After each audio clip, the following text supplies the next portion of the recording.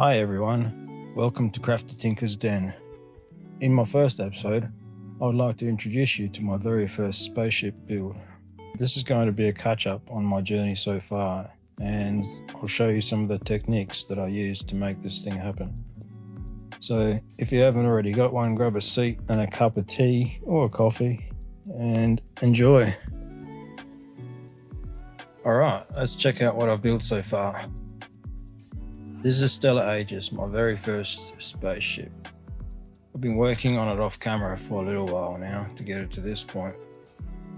I'm still a total noob at this, so it's been a wild ride, but I'm trying to love every second of it.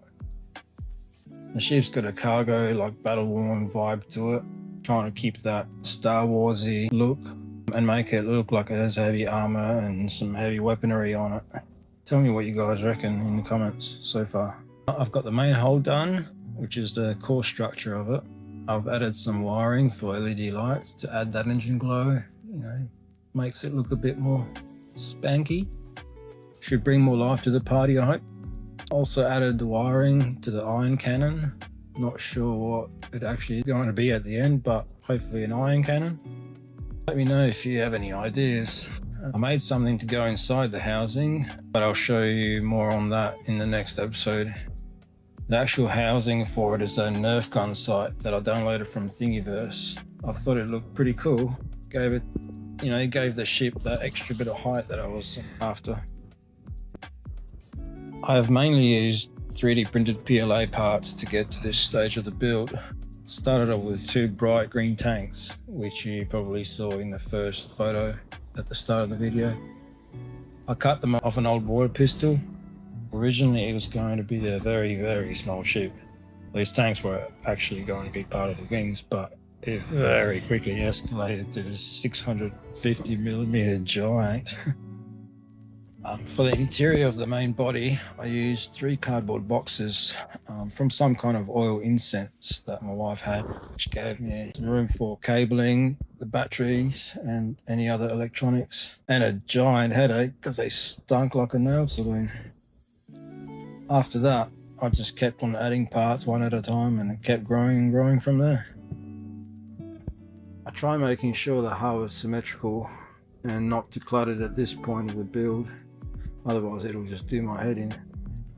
I don't want to add too much small details yet, as I will paint it with some spray primer putty to clean up some of the layer lines and imperfections at a later stage. Okay, so here's my 3D model in FreeCAD of the ship so far. The 2 parts in gold you see are the models I downloaded from Thingiverse. I recorded this before I added the laser gun housing onto the model, so you'll see that down the track. The front is a trip transport, as far as I remember, and the top one is a tank body. I'll put the links in the descriptions. As far as the engines, I originally was going to do a single engine in the middle, like a round one, but that quickly expanded to 3. Just couldn't help myself, more thrust. As far as planning ahead, well, I don't really plan ahead. I kind of just make it up as I go along and see where it takes me. I seem to be more of a hands-on, just do it, not plan person at the moment. So next, I'll be adding the panels to the actual ship to make it look more legit. My original plan was to cut styrofoam sheets by hand, but I didn't have any around at the time, so I decided to go with 3D printed ones. At first, I wasn't sure how it was going to go, but after a couple of tests and failed prints, it worked out just fine. The only thing I had to remember was not to make the details too fine for the 0.4mm nozzle, as I try to keep the printer in that configuration for most of my printing. Here's the design in FreeCAD. I'm no expert at this program by any means, but I find my way around enough to be able to make most things. I usually spend a few minutes messing around with ideas for the shapes that I want to create, then just go for it. If I don't, I find myself looking at the same spot, procrastinating for hours. It would take me years to complete this if I just didn't move on. But so far, this method seems to just be working out great. Love it when a plan or no plan come together and things just fall into place. Let me know what your method for designing something like this would be. But the cool thing about CAD is you can test your ideas without wasting materials, I messed up so many times that I'm glad I did it on here first. And seeing it come together on screen gives me more confidence to keep adding more and more parts, and now we're here. As far as printing these panels, they're only about 0.4 to 0.6 mil thick, so there's no need to tweak or change any settings really. The only thing I change is layer height. I print them in 0.08 layer height to get more layers to give it a bit more strength, but in reality you probably don't have to do that. It'll be just fine at 0.2 settings. It's a pretty simple setup, but the results are pretty good and accurate. Watching the printer print these out is very satisfying. It's like building a ship in a little futuristic mini factory, Each panel takes about 5 to 10 minutes, depending on the size of it. So I printed a whole batch to get started. So let's glue them to the model now. This step, I'm going to use the Gorilla Super Glue, the gel type, here for a quick bond. I love this stuff. Just sometimes it's such a pain to get it out of the bottle. Not sure if you have any recommendations, then let me know below. Anyhow, let's get these panels glued on and I'll show you the results. Gluing these panels is probably one of my favorite parts so far, because they just fall right into place and instantly give that ship a bit of a more complex look. It brings more life to it, as I'm sure you already know. I'm only doing a few panels today to show you the process, but you can see how they add that extra bit of detail to the ship and how easy they are to make.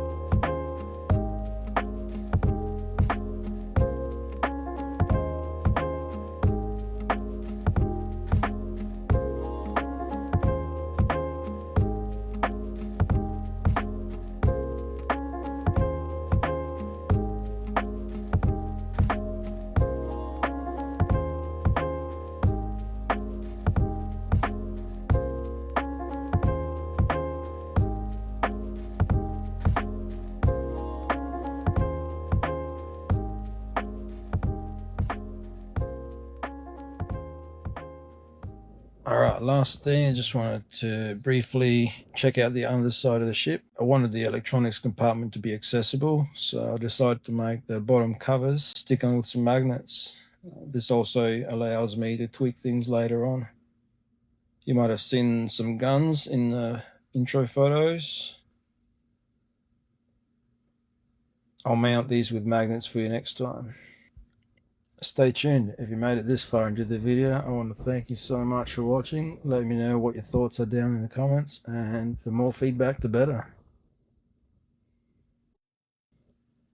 Well, that's a wrap for episode 1. In episode 2, I'll add more panels, maybe some low detail gribblies, and show you more of how my workflow is working, or not working.